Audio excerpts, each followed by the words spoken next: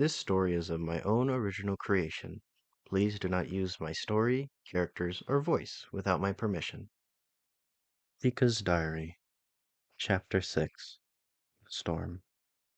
Dear Diary, I can't sleep. The sky continues to volley the land with her tears, and it, from time to time, cries so loudly, its voice cracks and breaks. My mind is like the rain in a way, unrelenting in its torment. Time leaks, and I am here on the floor doing nothing, while my worries only triple. But it is best to start from the beginning.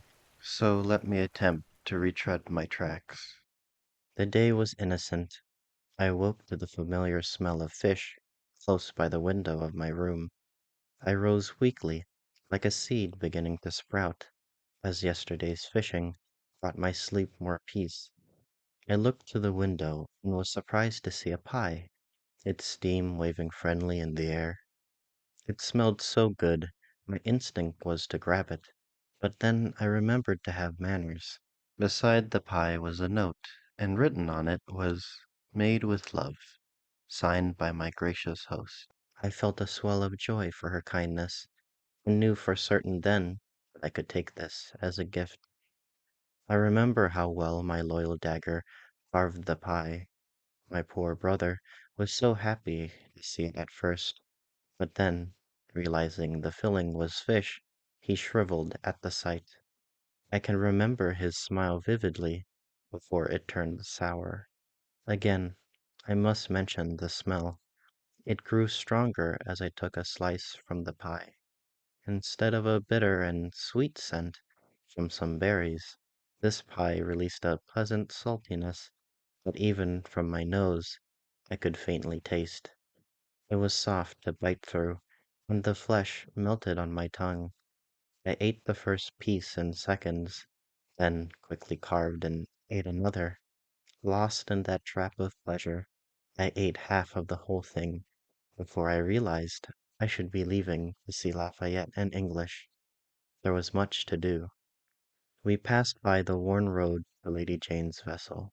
In the distance, I could see her untying her vessel from the dock. I swiftly called to her, expressing my gratitude for the gift, and she responded back with as much joy as I had. I didn't get to say goodbye to her, as we were both in a rush. Lady Nature's flaming gift burned bright today, giving a warmth that tickled my skin. It reminded me of that blighted blue powder. It had lingered in my mind as well as cup. He urged me to tell the others about it, but I assured him I would do so later. I don't remember why I wanted to wait. Maybe it was because I felt so joyful and safe at the moment that I didn't want to break it. Once we reached the split in the road, I spotted my loyal companions already there. They came in search of me to regroup ourselves. It was a joy to hear them talk about their mornings. English spoke of her trials to wake up Lafayette. She tried many things to penetrate his stalwart slumber. No amount of yelling, shaking, or kicking could penetrate it. I laughed as she told me how not even water could break his slumber. Poor English! I couldn't have known that doing so would only deepen my stalwart companion's sleep, as water reminded Lafayette of the ocean, and, in doing so, would bring him more peace. Lafayette gave a sour look to English, and told her that she lacked the talent. English patiently took his teasing and laughed. Lafayette told news of their encounter with a boy. He recalled how terribly hidden this boy was, crouching within English's crops, as if they could hide his whole body. And when the two approached him, he hid his face. The two recognized the boy as the youngest of that lady who owned that farm far south. They tried to speak with him, but he cut it off my companions and swiftly ordered them to come to the farm, with me alongside. Then he ran off. Needless to say, my companions were as confused as I. Up was suspicious, and argued it wasn't worth our time, but I argued back to him, and coincidentally to the others, that perhaps the child was in danger. Seeing English's crops being plagued, maybe they were under attack by the blight. We swiftly made our choice. we would go to the farm to ensure their safety. I realized as we traveled that I never knew that lady's name until English spoke it in conversation. Her name was Helgadina, and as we knocked, she sounded panicked. There was rushed steps and yelling. I believe the other voice we heard was her husband, stating something before Lady Helgadina yelled back at him. When she opened the door, Lady Helgadina smiled at English, but glanced strangely at Lafayette and I. Lafayette screamed at the sight of her, which she clearly didn't like. Cup called her a swine, to which I waved my hand at him and quietly told him not to be mean. English spoke to her about crops and sales, to which they talked with such comfort that it was clear English was a well-liked person on the island. I can certainly see why. With her strong looks and persuasive tongue, anyone would take a liking to English. Lafayette stood stalwart, while Pup and I kept an eye out. Was right. This was suspicious, and it grew more so when I heard whispering. I found its origin at the house's window, so I slipped away undetected and looked through. First, I took notice of who called me over. It was the youngest child, and his nose started to bleed. He clung to the window desperately, looking at me with worrying eyes. I asked what danger fell onto the family, and he replied, "None." Then, to my shock, he suddenly knelt on one knee, as if to reach down to skin a corpse. He grabbed a box and opened it to present a pearl. He said a word I hadn't heard of before, Mary. He wanted me to marry him. I just stared for a second, trying to puzzle out what Mary was. When I was lost on words, I always turned to Lafayette. I would have asked English, just in case this word was an albinism of this place, but she was busy. I waved Lafayette over, and at the sight of the pearl, excitement reached him before he got uneasy and confused. He glared at the boy in concern and swiftly said that he didn't want to marry him. The young child said it wasn't for him, but for me. My loyal companion gave me a disgusted look, to which I asked confusingly why he was looking at me like that, and what Mary was. Lafayette grew calmer at my words and explained marriage to me. From how I remember it, he said that it was when two people who have an attraction for one another get together in a permanent sort of way. Later, Lafayette explained it more in detail when I asked more about it. He spoke of the ceremonies and rituals of marriage, which I found all to be fascinating. Immediately, I connected it to the bonding pacts. In Cahica, a person would offer their duty to the family of the loved one, and then work and live with them for quite some time. Then the family and the love interest would judge whether or not to accept the person into their pack. This bond would then be sealed as the two families traded a prized gift, often a prized pelt from a hunt. This pact could also be broken if the person presented the other family with a raven's beak, among other things. It represented a divide, a breaking of the bond that had brought the two together. As soon as I made this connection, I looked at the young child again, and his gaze transformed to fondness, and his action of earlier desperation turned to wanting. He was still bleeding from the heart through the nose, while he stared expectantly. I heard Cup break into laughter, as my mind was a wind of thoughts. I too felt as uneasy as my companion had. This poor child, to break one's spirit of affection, seemed cruel to do so. My tongue lay dead of words, so I looked to Lafayette for help. My loyal companion took notice of my pleading eyes, to which my loyal companion said his mamma was calling him, and ran to English's side.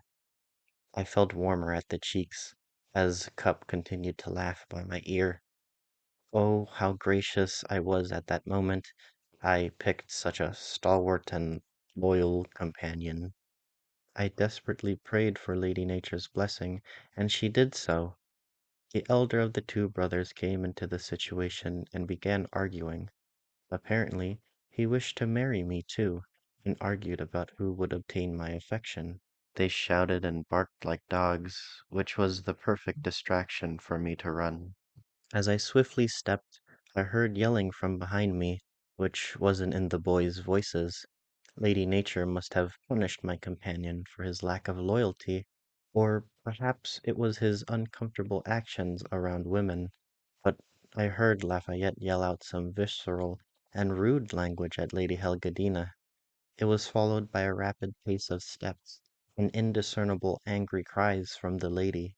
Soon my companion was by my side as we ran from the farm. The day was still bright, but once we regrouped, we decided it would be best to return to English's place to eat. Despite the pie, I was still hungry, and Lafayette's appetite was always empty. On our way, we encountered a worm-like beast with two heads, one on each end. It was basking in the sun until it saw us and charged. It burrowed into the ground, attempting to take the advantage on us, but we were ready for it, and when it dug out, we struck the beast down, ending the hunt swiftly. I was going to harvest the animal, but Lafayette took the corpse and swallowed it whole. English frowned, and my brother expressed his disappointment. It unnerved me a bit that my loyal companion's stomach was as stalwart as his armor. When we got back to English's farm, Up had convinced me to tell my companions about the blue powder. I was hesitant, but agreed with him. I gathered my loyal companions, and told them my worries. I spoke how this blight seemed to be connected to the blue powder and the increased aggression of the animals. They took my words to heart, but they were still unconvinced. After all, I had no proof other than my words. So I decided, foolishly, to create my own evidence. I wondered if I took the powder and poured it onto a plant, that it would create a blight. So I plucked the bean from English's crops and sprinkled some powder onto it. It sunk into the skin of the bean like water to soil, and soon the bean twisted and deformed. I swiftly took my spear and split the bean in half, but, to our horror, the bean continued to grow. Each split of the bean grew individually. First its legs formed to bird-like feet, then reptile-like arms, stretched out with thorned claws, and finally it grew sharp eyes along with a large snout, with a maw of thorny teeth. All while this was happening, the blight grew tremendously in size, turning to be as tall as Lafayette, and grew to the length of two long spears. Once fully formed, the blights pounced on us, but, bless Lady Nature, we were prepared to defend their attacks.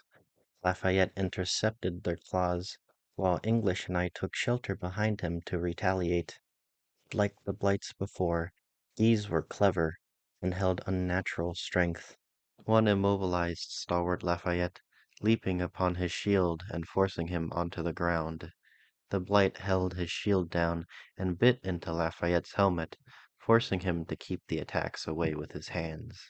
With little defense, the other blight took advantage of its freedom to charge at me with unnatural speed.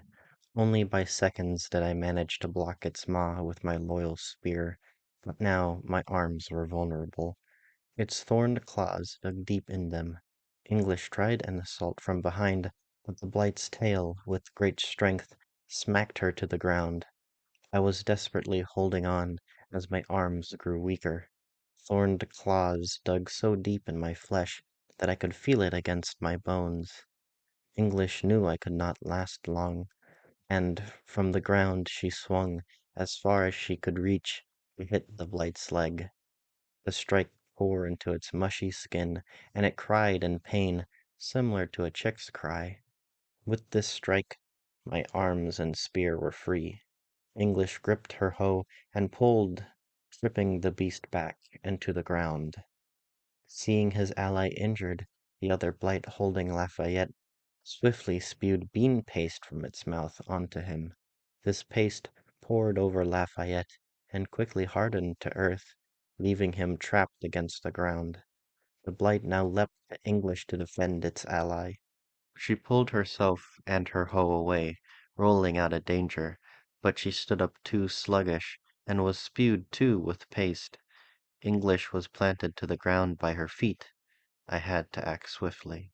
Bless Lady Nature, my dagger was sharp enough to cut through the paste that clung to Lafayette. With immense force, Lafayette got to his feet and blocked the blight's attack at English. He traded a hit to smack his shield hard against the blight, while I held back the other with the injured leg by the length of my spear. With the blight now in a daze, Lafayette swung hard upwards with his flail. The blight fell backwards, and as it laid on the ground, Lafayette swung down and smashed the blight to paste, ending it. Seeing its companion dead, the remaining blight limped over to English, surely to strike at her, but instead whimpered as if it was pleading. It had to be some sort of trick or desperate attempt to survive, and I raised my spear ready to strike. But English spoke to the thing with such compassion, my arms fell to weakness.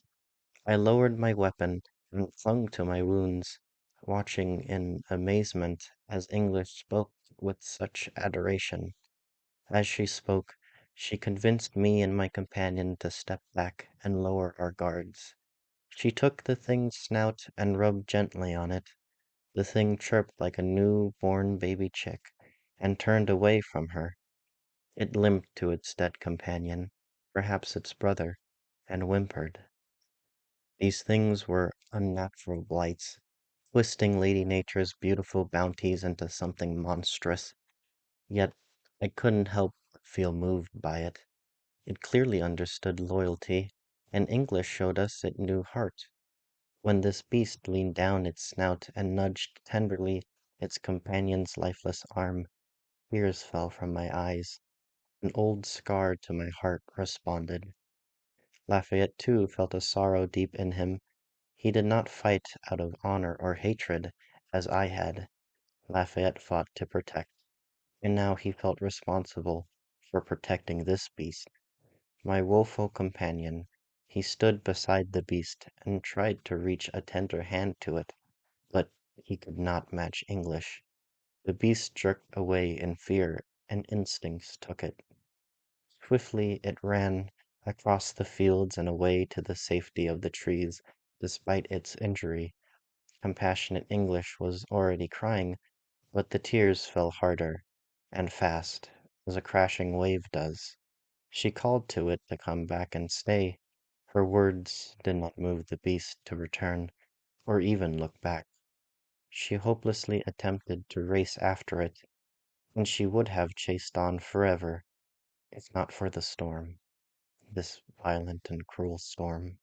In the distance, a howling like a pack of wolves in the night called to us. We looked to where its voice was. Over the fields of water, the storm was approaching, but it rushed with thundering steps and flashed cracking glares. There was a promise of death in its presence that we feared. Water crashed down like its words, yelling for obedience, and we all were eager to obey. My loyal companions swiftly made their way to shelter.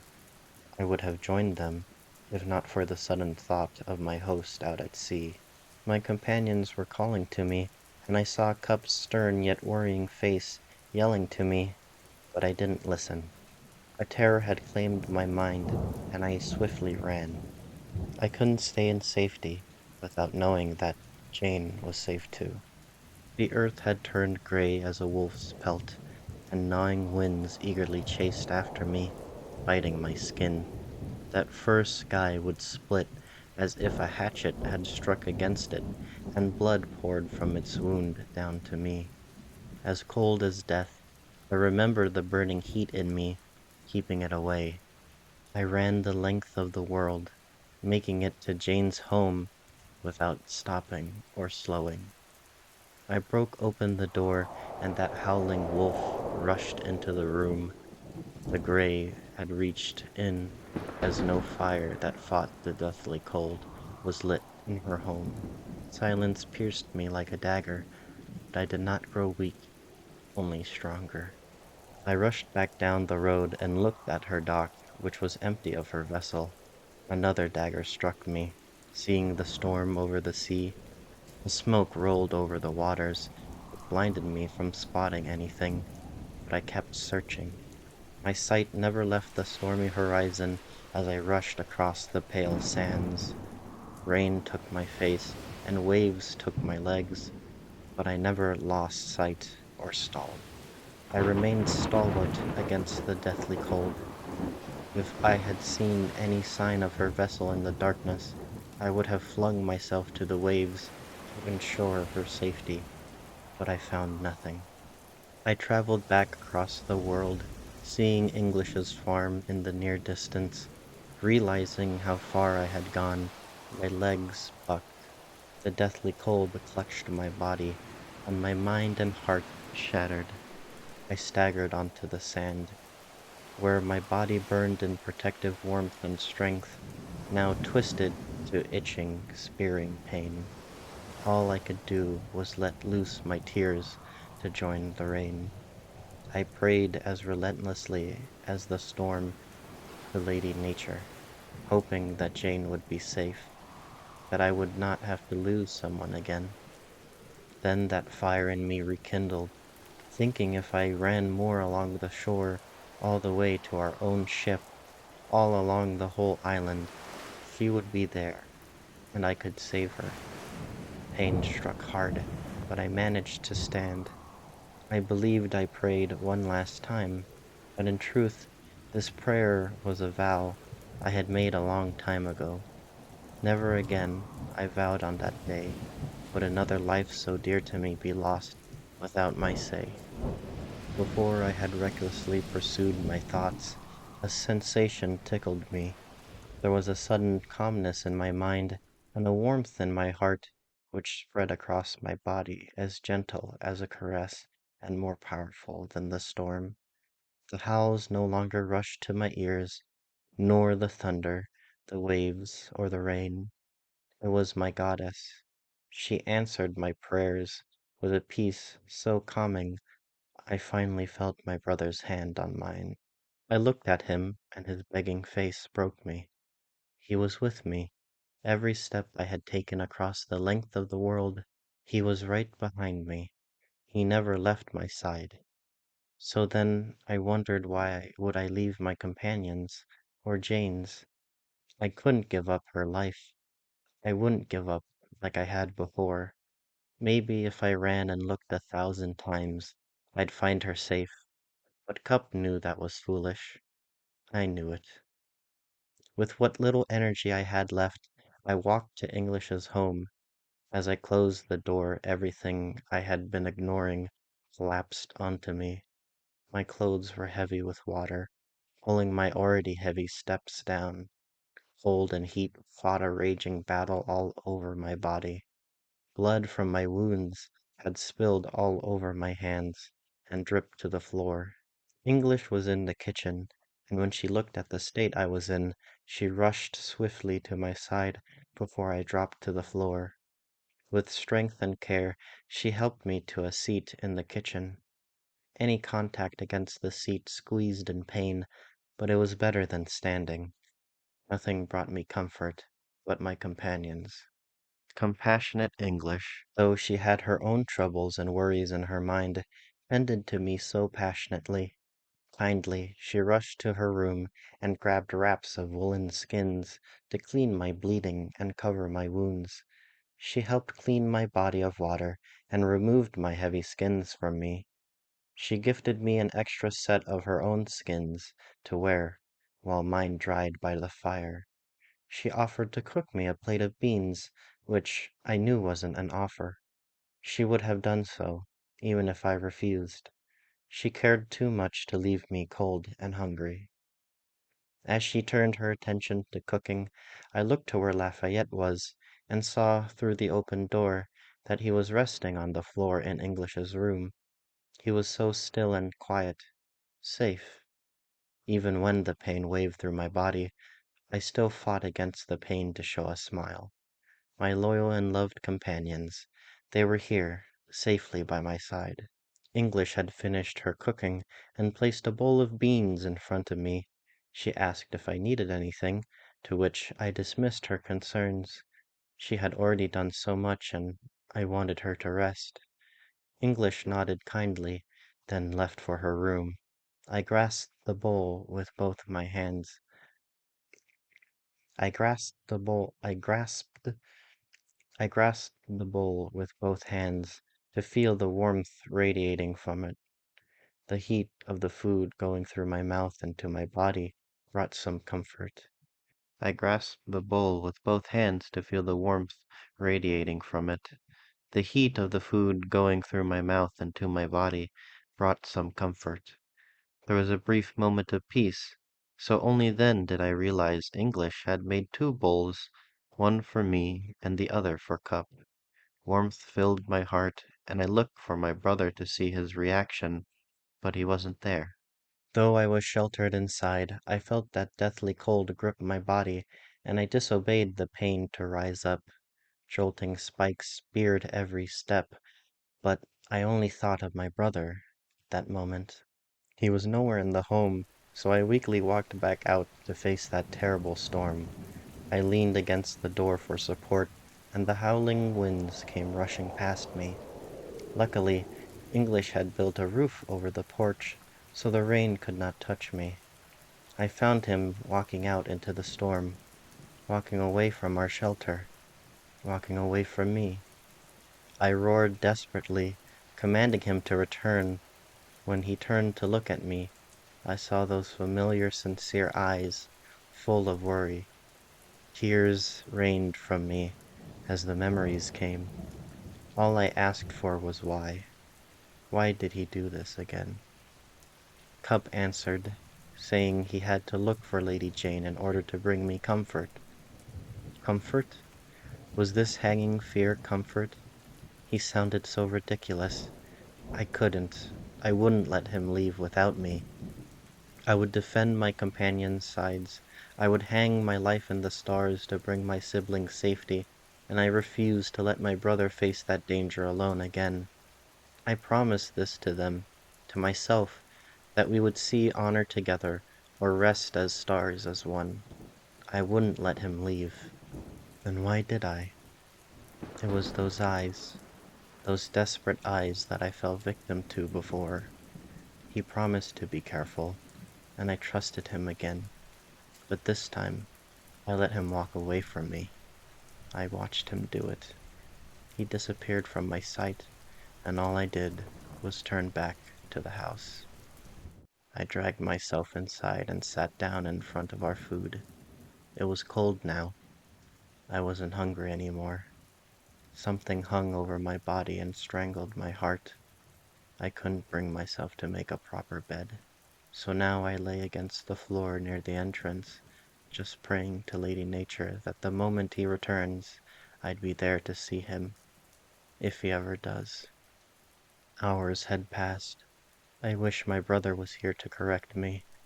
I can hear Lafayette asleep, and see a piece of English's body resting with peace. I can't. Every part of my body is in flames, but my skin is deathly cold. My head squeezes and releases, like how one takes breaths, and it hurts to think but that is all I can do. My legs are sore, my chest is heavy, and my arms are so weak. Diary, you lay in my lap as I write with my hand, carefully laid on you. Any short movement across your page is difficult, and it feels as if my fingers aren't touching the pen. Air violently leaves my body in bursts, and my nose cries. I've caught a sickness, the cold's touch. Rest would help, but I can't. I shouldn't have let him go alone. My mind was set and ready to race after him in the storm. I would be faster this time, running by his side instead of behind. I wouldn't lose him to the darkness this time, but I know I had to. Stubborn Cup wouldn't have let me. This death in my heart, I prayed I'd never feel it again, but here it returned. I pray, for every drop that sounds in my ear, that Lady Nature would bless me and bring them back safely. End of chapter 6. Thanks for listening. That's the end of Chica's diary for now, until I have more D&D sessions in that campaign. Sorry to end on a somber cliffhanger. I hope you enjoyed. Poor English. She couldn't have known that doing so would only deepen my stalwart companion's sleepwalking. Oh shit. Hold on.